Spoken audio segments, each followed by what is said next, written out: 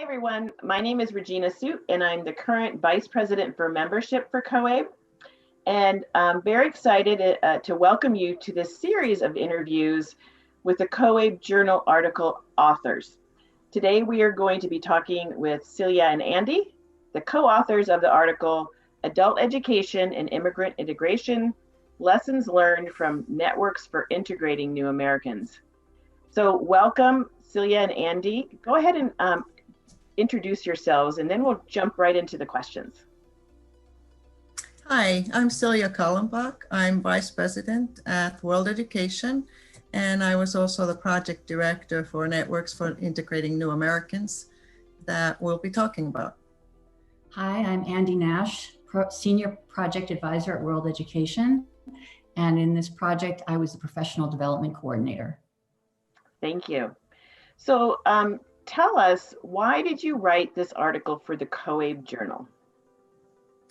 Well, we wanted to share what we learned through this unprecedented initiative, Networks for Integrating New Americans, that Andy and I co-led, so that others can really learn from this project and improve upon it, all for the benefit of English language learners. And, although it happened a few years ago, it's still very relevant and will be even more relevant now with the improved prospect of comprehensive immigration reform under a new administration.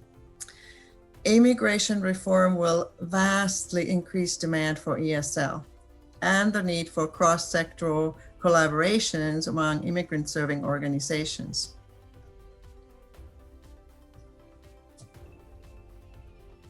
Thank you. So, Andy, I think you're going to be going next.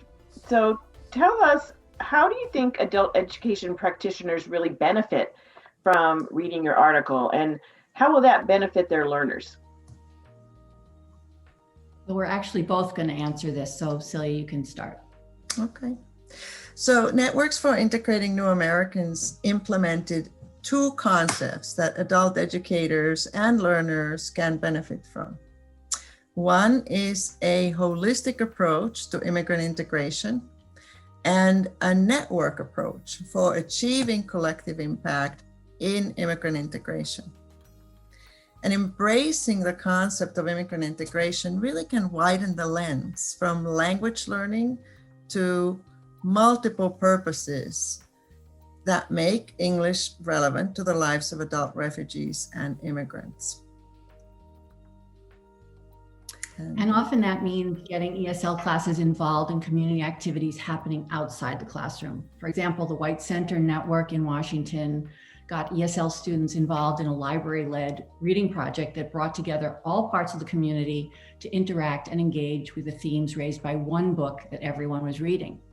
And that was a motivator for ESL classes to read excerpts from the book, interview the author, tell their own stories, all so they could participate in an authentic community event. And conversely, the library had an opportunity to invite in underserved segments of the population. So it's an example of the way networks create a mutual benefit. Immigrant serving partner organizations get to bring their message and services to the attention of adult learners, and ESL programs find rich, authentic contexts, job fairs, tenant rights campaigns, health outreach events that can be used to teach both language and high interest content that will help immigrants more successfully integrate into the country. And the other approach that I mentioned is a network approach that pushes organizations that share similar goals to work together in a systematic way. And this network approach really can enable adult ESL programs to better advance the many facets of immigrant integration, economic integration, civic integration. And when each organization works from its strengths, their complementary capacities can reinforce each other and create results that are greater than the sum of the parts. That's really interesting. When I read the article, I was really excited to hear about the networks, because you can do so much more with together, right, with more organizations. Mm-hmm. So besides the things you've covered, what else do you really hope your readers take away from this article? Well, we hope that they deepen their understanding of the value of setting immigrant integration as a goal, as an umbrella for language learning, and also of the benefits that can flow from working toward that goal in collaboration with other organizations. Many adult education programs are already part of collaborations and coalitions that share information and support each other's initiatives. One important aspect of a network is that it exists to do something together. So the members set an intentional goal that relies on each organization to contribute its expertise and to be accountable for its piece of the work. Great. So is there anything else that you want to tell us kind of about the article, any other comments or takeaways that you'd like to share? Well, in network science, there's a saying that network development moves at the speed of trust. And I think it's something really good to remember.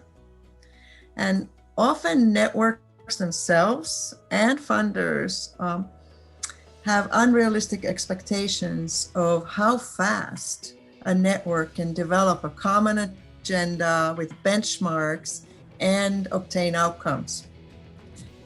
And really, it needs to be a multi-year approach where you invest in developing those relationships as well.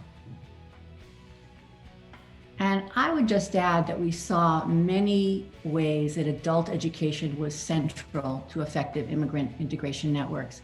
And right now, particularly in a time when organizations and the communities they serve may only be interacting virtually, adult education is a vital part of making sure that immigrants can access the information and services they need from those organizational networks. Well, thank you both so much for writing this article. For those of you listening, if you want to read this article as well as others, please go to www.coabe.org and click on the Journal tab. Thanks for joining us.